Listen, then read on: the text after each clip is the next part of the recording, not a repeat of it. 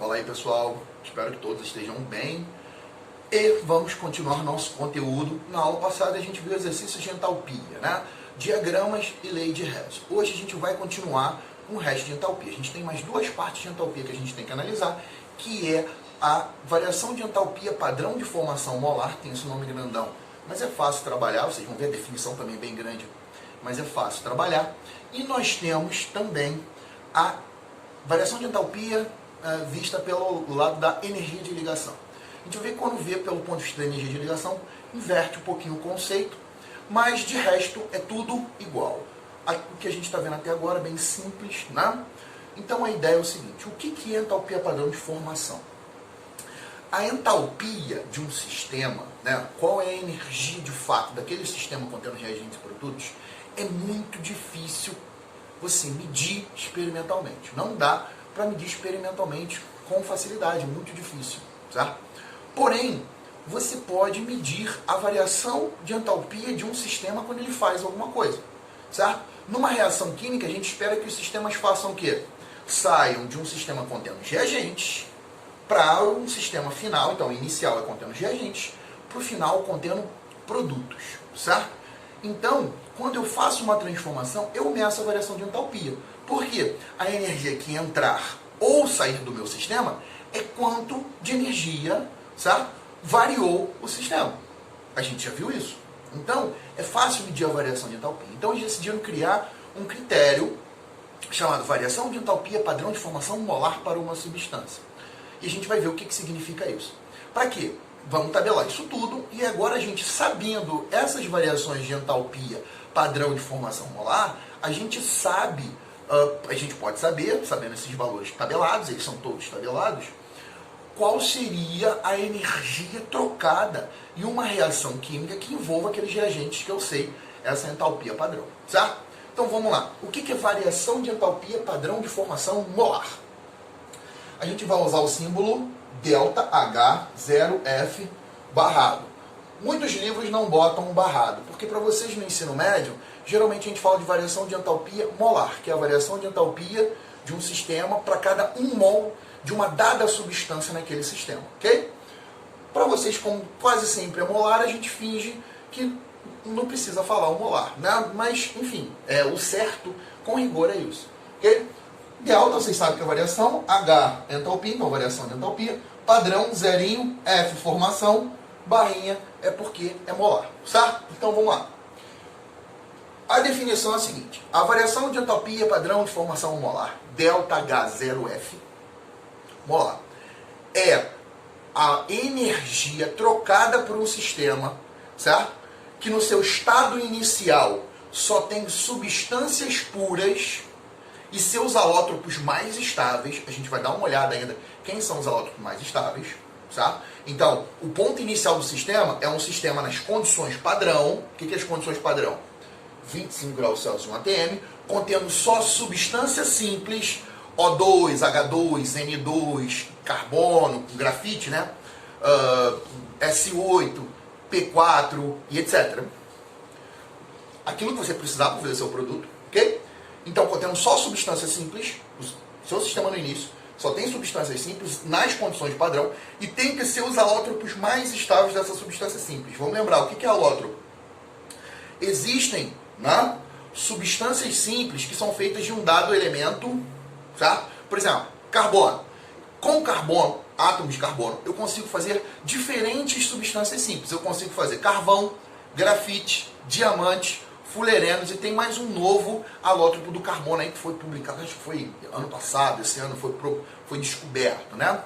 Experimentalmente. Então a ideia é o seguinte: esses 5 caras são os alótropos do carbono. Significa o seguinte: o carbono como substância simples pode estar numa dessas 5 formas.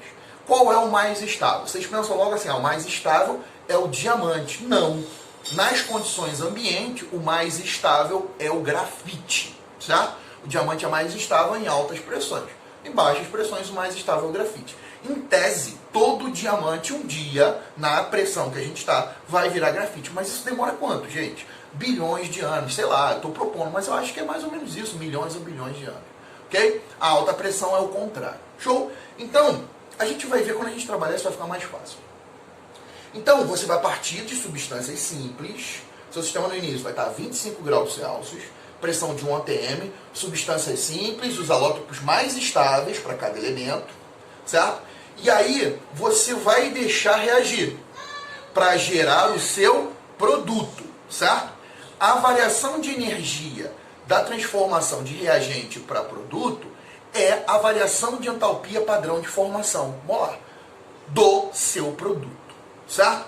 Então, quando você faz isso, você pode tabelar qual é a variação de energia padrão de formação molar para o produto, certo? Aí você me pergunta assim, JP, é possível fazer essas reações? Experimentalmente, algumas delas são possíveis, outras não são, mas para entalpia não interessa, tá?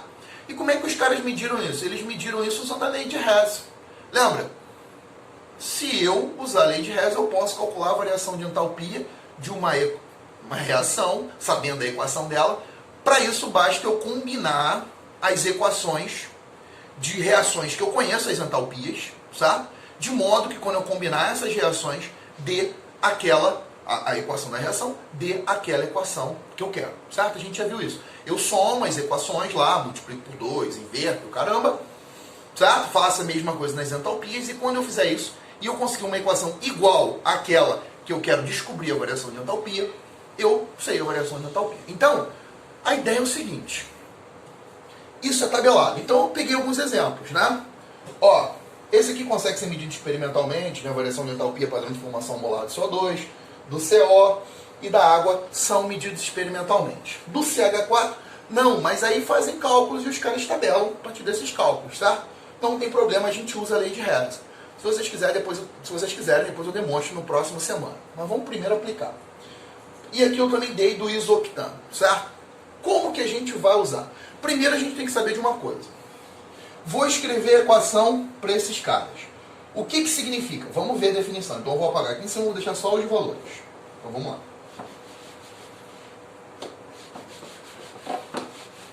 Esse valor de variação de entalpia é para uma equação de que tipo? Vamos lá, vamos fazer a do CO2. Eu tenho que formar o CO2. Porque a variação de entalpia, quando eu falo assim, a variação de entalpia padrão de formação molar do CO2 é tanto. Eu estou dizendo que eu estou reagindo substâncias simples, alótropos mais estáveis, a 25 graus Celsius 1 atm, e estou dando CO2. Ok? Beleza. Então vamos lá. Então, o produto tem que ser CO2. Sempre vai ter só um produto. Ok? Não posso ter mais de um produto, porque senão vou estar misturando as entalpias padrão de formação molar. Então, quando eu falo que isso é CO2, né, que é a variação de entalpia padrão de formação molar, é gerar o CO2. Agora, como é que a gente monta essa equação para saber como é que seria ela? Né? O CO2 ele tem quais elementos químicos? Carbono e oxigênio, certo? Quais substâncias simples fornecem carbono? Carvão, grafite, diamante, fullerenos e lá o C50 lá. O C50 não, o C50 é fullereno. E o outro cara novo lá. Beleza, tudo bem. Não precisa saber nem o cara novo. Qual o mais estável? Grafite. Eu comentei. Beleza. Mas, por quê? O CO2 precisa de átomos de carbono e de átomos de oxigênio. Para gerar o CO2, agora eu vou precisar quem é a substância simples que fornece átomos de oxigênio. Eu tenho o O2, gás oxigênio, ou seja, oxigênio molecular, e o O3, o ozônio, certo? Quem é o mais estável nas condições ambientes? O oxigênio molecular. Esses caras têm que estar no estado físico mais estável a 25 graus Celsius e 1 atm para essa equação ser padrão, certo? Beleza? Então, qual o estado físico do grafite? É sólido. Qual o estado físico do oxigênio molecular? Gás do oxigênio, gasoso. E do gás de dióxido de carbono, gasoso, certo? Se eu fizer essa reação aqui, certo? Depois a gente balanceia, mas já está balanceado. Se eu fizer essa reação, o ΔH dessa reação é exatamente menos 394 kJ para cada 1 mol de CO2 gerado, certo? Ok? Então foi assim que esses caras pegaram esse valor. Essa é a reação que dá para fazer. Você pega grafite de lapiseira, oxigênio do ar, bota no calorímetro, certo? Queima, espera estabilizar a temperatura com a temperatura ambiente e mede a quantidade de calor que foi trocada. Show! Certo? Beleza? Existe um aparelho para isso, né? Um calorímetro. Você simplesmente injeta grafite e gás oxigênio e forma o CO2. Depois analisa quanto CO2 fez, faz a relação para obter ela molar. Pronto. Certo? Beleza. Como que a gente vai usar? Olha só. Antes da gente seguir, presta atenção. Agora, qual seria a variação de entalpia padrão de formação molar para uma substância simples que é o alótropo mais estável? Primeiro vamos ver quais são os alótropos do carbono. Os alótropos do carbono são carvão, grafite,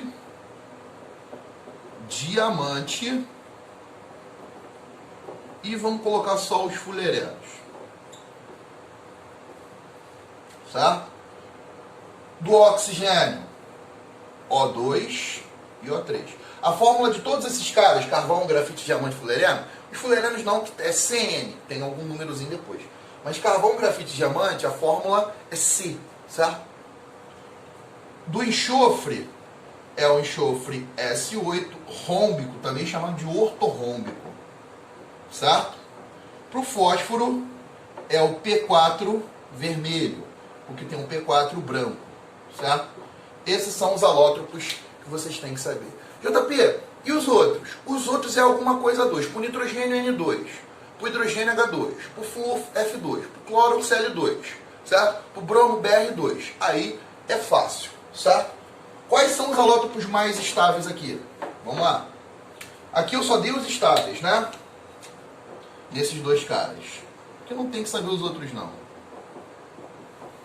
Tem o vermelho, tem o branco e tem o fósforo polimérico, né? Mas aí não é o mais estável. O mais estável é grafite, O2, o S8 rômbico e o P4 vermelho, certo? Esses são os caras que a gente tem que decorar para quando alguma pergunta for feita. Agora presta atenção.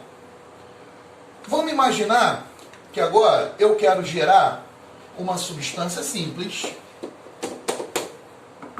O2, gasoso, né? Eu quero gerar uma substância simples, o O2, partindo de quê? Para a entalpia padrão de formação molar, eu quero medir a entalpia padrão de formação molar do O2. Eu vou partir então de que o O2 é meu produto, certo?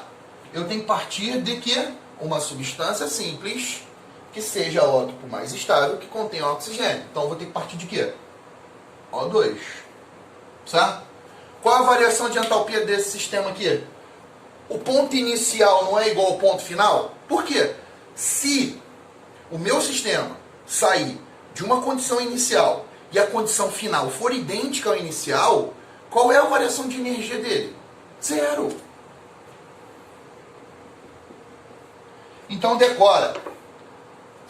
ΔH, padrão de formação molar para substância simples, alótropo mais estável. Esses que estão em vermelho aqui, né? É igual a zero. Vou botar azul junto deles, ó. Então, a variação de entalpia padrão de formação molar do grafite é zero, do O2 é zero, do S8 rômbico é zero, do P4 vermelho é zero, e de qualquer outra substância simples que você encontre, certo? Porque aí, se você encontrar, geralmente vai ser o alótropo mais estável. Por exemplo, N2, Cl2,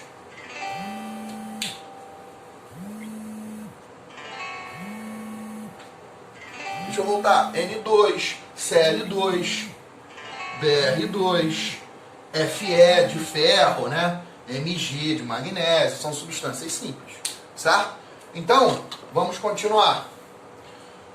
Decorem os alótropos mais estáveis para esses quatro caras que são importantes. Os outros é substância simples, já é o alótropo mais estável, ΔH já é zero. Caramba, JP, mas por quê? Agora a gente vai usar.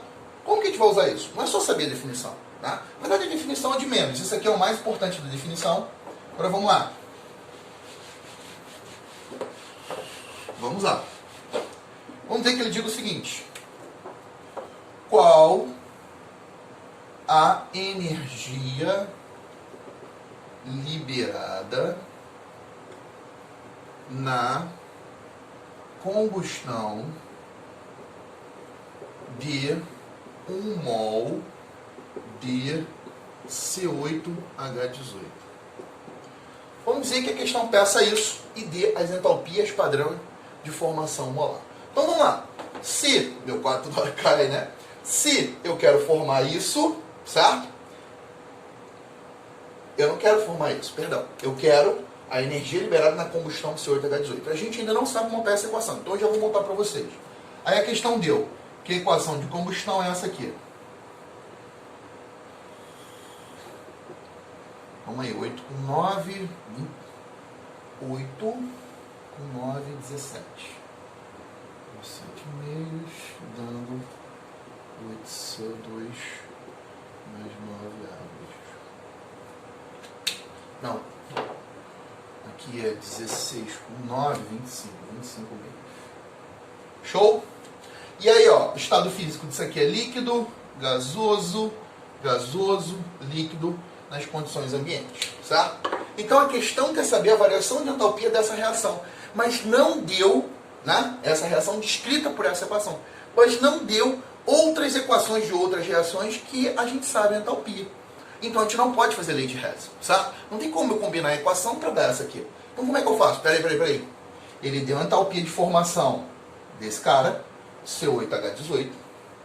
Ele deu a variação de entalpia de formação do CO2. Ele deu a variação de entalpia de formação da água líquida, certo? Então, como é que eu faço isso?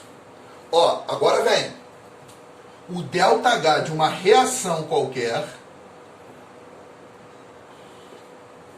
é o somatório da variação de entalpia padrão de formação molar para os produtos vezes o número de mol dos produtos, certo? Para todos os produtos, né? Certo? Menos o somatório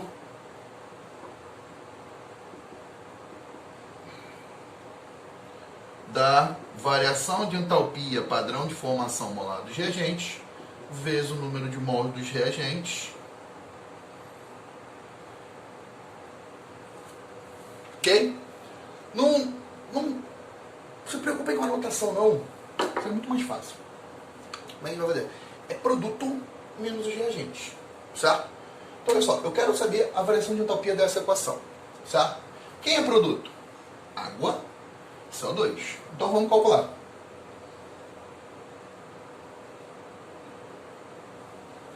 São quantas águas? 9, não é isso? 9 mols de água. Cada mol de água, qual é a variação de entalpia padrão? Menos 285.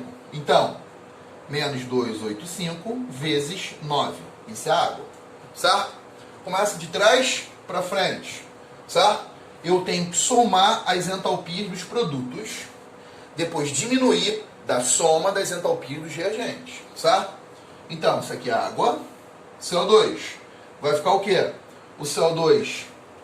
ele é menos 394, cuidado com o sinal, mas são 8 CO2, não é isso? Show? Beleza? Então, água somado com CO2, são os produtos. Agora a gente vai subtrair aqui, ó, menos os reagentes. Quem é o reagente? C8H18, menos 250 vezes 1. E o O2, JP, você não deu. Dei sim, o que eu falei antes no quadro?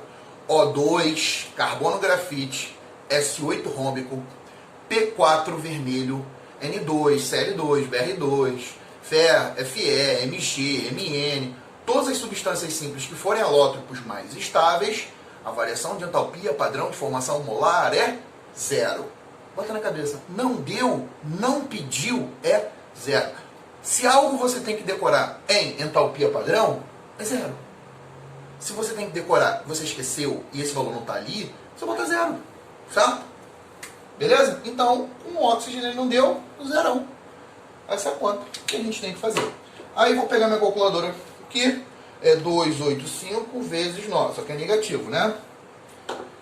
Isso é menos 2.565, certo? 394 vezes 8. Aí, mais com menos, né? Menos 3.152, menos 250, né? Menos com menos dá mais. Então, isso é 2.565. Então, a resposta disso aqui é, eu vou escrever aqui em cima, o ΔH dessa reação é menos 5.467 kJ. Por quê? Porque aqui está tudo dado como kJ por mol. Então eu posso chamar de kJ por mol? Até pode. Porque nessa equação eu tenho 1 mol de um cara. Qual cara? Esse cara. Mas pode ser kJ, pode ser kJ por mol, certo? Ok? Então, essa é a nossa resposta. Foi difícil? Não, foi até mais fácil que a lei de Hess. A entalpia padrão de formação molar é mais fácil que a lei de Hess. Bem mais. Ok? Então, vamos lá. Vou fazer mais um exemplo. Então, print do quadro, se você quiser ver aqui de novo, né? Essa equação. Vou apagar e vou botar mais um exemplo. Eu já vou botar a equação direto.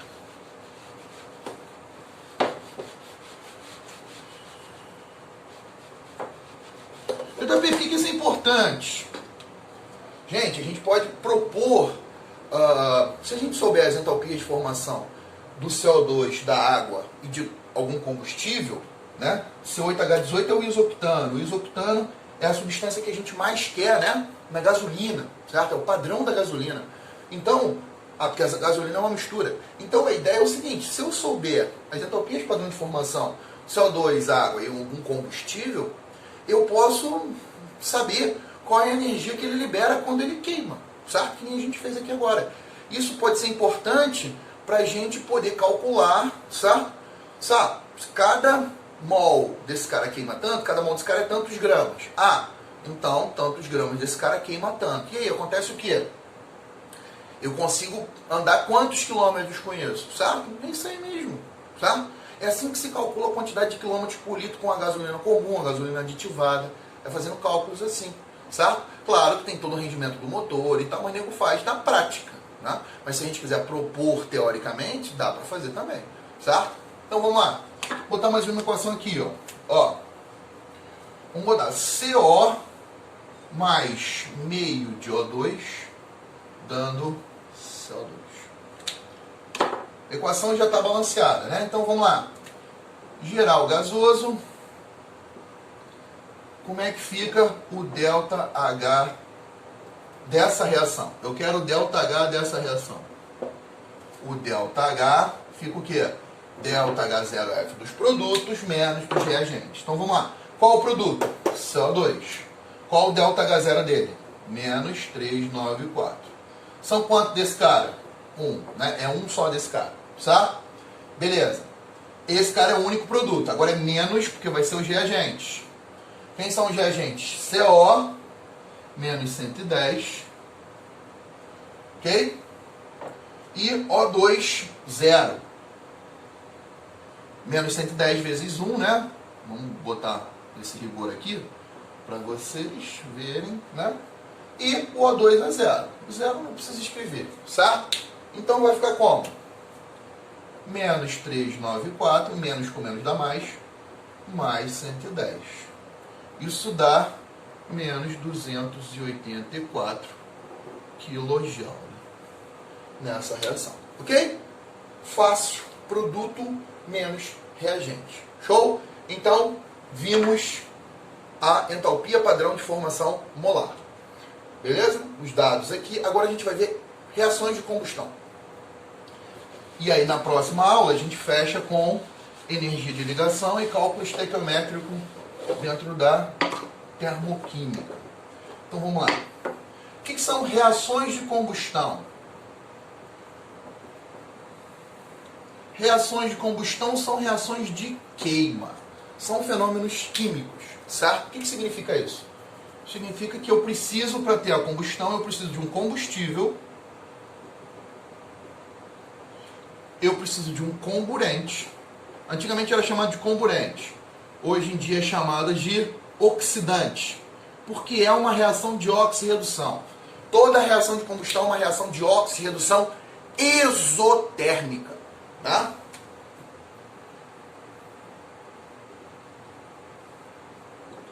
Então, combustão é uma reação de oxirredução exotérmica, ou seja, libera muita energia, altamente exotérmica. Libera tanta energia que a gente produz uma série de intermediários que são radicais livres em alta energia, que quando saem do estado excitado para o estado fundamental, liberam luz, que a gente chama de fogo. Show? Nem toda combustão tem fogo, mas né, a gente sempre pensa na combustão, pensa em quê? Fogo. Certo? Então, vamos lá. Dito isto, vamos calcular, vamos aprender como a gente monta uma equação de combustão. É o seguinte, se o meu combustível, o comburente mais comum, agente oxidante mais comum, que a gente tem de graça no ar, para a gente não ter que pôr, é o O2, né? É o gás oxigênio. Combustível, a gente precisa ter, né? O etanol, celulose e etc. São combustíveis, né? Gasolina, né? E energia para dar o start, não é isso? Quando você vira o gás no fogão, o gás de cozinha é um combustível. O ar fornece o comburente, certo? O gás de cozinha é uma mistura de propano com butano. Falta o quê? A centelha para começar a combustão. A combustão é uma reação altamente exotérmica, mas que tem uma coisa chamada energia de ativação. Você precisa fornecer um pouquinho de energia para a combustão começar.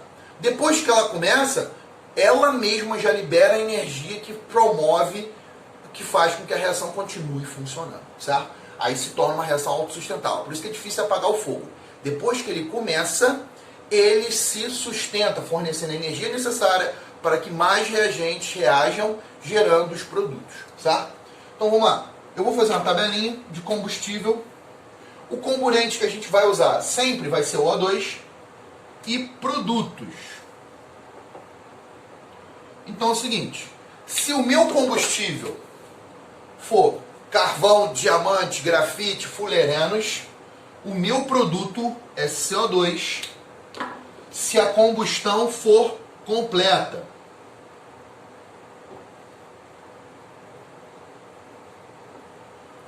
Se ela for incompleta, eu gero o CO.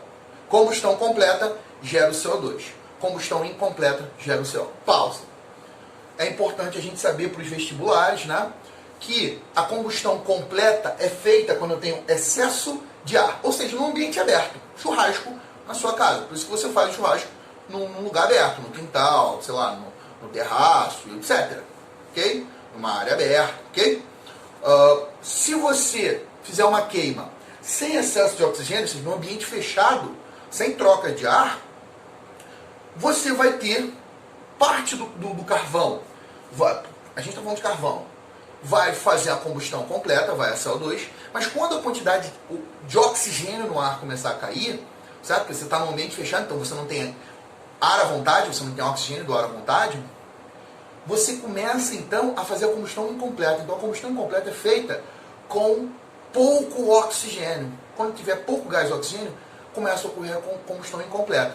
Então o carvão, o grafite, não vai a CO2, que é a combustão completa, vai a CO. O CO é altamente venenoso. Gente, por favor, não queimem nada em ambiente fechado. Quando eu digo nada, é só um papel, pelo amor de Deus, papel é pouca coisa. Mas existem, por exemplo, casos de um casal que morreu porque estava frio, aí o marido decidiu acender uma churrasqueira, botou 3 kg de carvão na churrasqueira e acendeu no cantinho do quarto para esquentar, para ali esquentar o quarto, deixaram fechado. Morreram.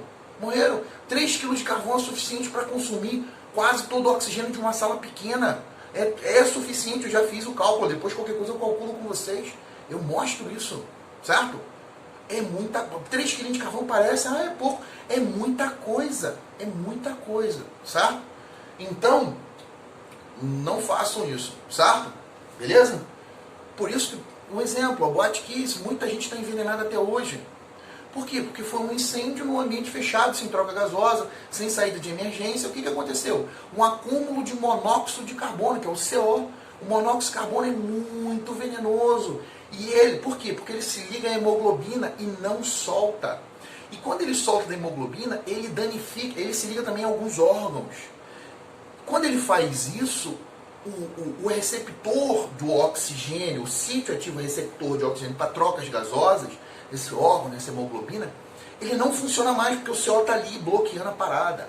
Então você começa a ter insuficiência de alguns órgãos. O pulmão é muito afetado, vários órgãos, coração são muito afetados. E aí você começa a ter dificuldade para andar, cara. Então você fica envenenado para a vida toda, não tem cura não. Ou você vai para o hospital e vai ficar usando oxigênio, gás oxigênio puro, porque no ar a gente tem uns 20% de oxigênio, mas você vai usar oxigênio puro no hospital e mesmo assim não vai se curar, certo? Então é brabo, certo?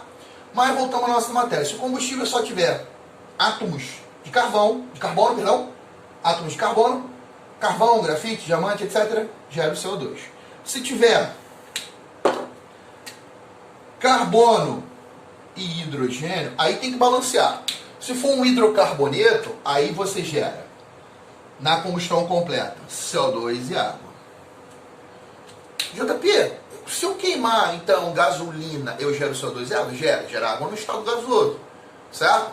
Não sei se você já viu quando ligam algum carro, o carro chegou à noite em casa, parou na garagem, certo? E aí de manhã, no dia seguinte, a manhã está fria. Se você ver quando a pessoa ligar o carro, né? E se você olhar para o cano de descarga, você vai ver saindo umas gotinhas de água. Aquela água era água gasosa que estava no sistema de escapamento, certo? Que condensou porque a noite estava fria, então ela passou do estado gasoso para o estado líquido. De onde que veio essa água? Essa água veio da queima do combustível, certo? Só que quando você queima combustível, você não faz água líquida, você faz água gasosa, que está quente, né? Então, se tiver carbono, hidrogênio e oxigênio, você também gera só na combustão completa CO2 e água. Se você tiver carbono, hidrogênio, nitrogênio, aí você gera CO2, água e NO2. Certo? Se você tiver carbono, hidrogênio e enxofre, o que vocês acham? Vocês geram CO2, água e SO2. Galera, átomos de carbono na combustão formam CO2 no produto, combustão completa. Átomos de hidrogênio formam água. Átomos de nitrogênio ou enxofre formam alguma coisa O2. Igual ao CO2, NO2, SO2. É só decorar isso. E agora é montar, certo? Montar. Montou, balanceou, bingo. Então vamos montar a equação. Tá aí esses caras, print na tela. Então, vamos lá. Quero saber a combustão do etanol. Etanol, a fórmula molecular dele é C2H6O. Então eu quero queimar o etanol. Então o etanol é meu combustível. Já queimaram álcool, né? Então a gente usa álcool para iniciar o churrasco. Eu adiciono O2, que está no ar. Se você tentar queimar o etanol numa garrafa fechada sem oxigênio, sabe? Você já queimou ele. Se você pegar um etanol, botar ele para queimar, tampar a garrafa, você vê que ele vai queimar e depois ele vai parar. Certo? Parou. Por que parou? Porque acabou a quantidade de gás, oxigênio dentro da garrafa. Então, acabou a combustão, certo? Então, você precisa do combustível e do comburente. Energia não entra, né? A energia inicial para começar essa não entra na equação, a gente sabe disso. Aí você olha, carbono vai o quê? CO2. Hidrogênio vai o quê? Água. Certo? E o oxigênio está lá em algum canto. Agora é só balancear. Aí você começa pelo carbono. São 2 átomos de carbono aqui. E lá? 1. Então você botar um 2 aqui na frente. Certo? São quantos átomos de hidrogênio aqui? 6. Lá tem 2. Que número vezes 2 dá 6? 3. Certo? Aqui são 4 oxigênios com 3, 7. Aqui eu já tenho 1, então tem que vir 6 daqui. Por que eu não vou mexer aqui? Porque senão eu vou mexer no carbono e no hidrogênio. Vou mexer só aqui. 3 vezes 2, 6, com 1, 7. 4 com 3, 7. Montei. Basicamente só isso. Vocês só precisam saber como montar isso. Cuidado que às vezes eles somam o seu conhecimento de química orgânica. Ele te dá um nome de um hidrocarboneto, ou de um álcool, ou de uma função oxigenada. E aí você vai ter que chegar na fórmula molecular dele. Por exemplo, ele pode dizer, não sei como é que vocês estão, a queima do butano. Não, propano. E ele não deu a fórmula do propano, nem a equação. E o que você vai fazer? Você vai lembrar, ó, propano, prop, 3 carbonos, vocês já estão vendo isso. An, só ligação simples, carbono-carbono. O, hidrocarboneto. Então, é um hidrocarboneto com 3 carbonos. Na notação bastão seria assim, né? Se a gente quiser escrever com fórmula de Fischer, fica mais fácil para quando você não está ainda habituado à notação bastão, mas vocês precisam se habituar, porque cai no vestibular, são 3 átomos de carbono ligados de maneira simples, só que tem que colocar os hidrogênios agora, né? Cada átomo de carbono faz 4 ligações, então tem que ter 3 hidrogênios aqui, aqui tem que ter 2, e aqui tem que ter, a fórmula de Fischer não tem esses ângulos, é tudo plano, 90 graus, certo? Esse é o propano. Fischer, né? Fórmula estrutural por notação de Fischer, e aqui a fórmula estrutural plana por notação bastão, certo? Ok? Isso é a mesma coisa que isso, ok? Então, propano está aí. Para a gente montar a equação, a gente bota a fórmula molecular. São 3 carbonos e quantos hidrogênios? 8. Para ser combustão, tem que ter o oxidante. E a gente vai gerar, vou botar setinho diagonal para baixo, CO2 mais água. Montou, por quê? Carbono vai a CO2, hidrogênio vai a água. 3 carbonos, 3 CO2. 8 hidrogênios, tem que ter 4 águas. Aqui dá 2 vezes 3, 6, com 4, 10. Então aqui tem que ter 5. Essa é a reação de combustão deste cara. Ok? Beleza? Então na próxima aula a gente vai ver energia de ligação e o uso disso em estequiometria e também vamos fazer questões, certo? Então, não deixem de estudar. Qualquer dúvida, mandem para mim. Um abraço e até a próxima.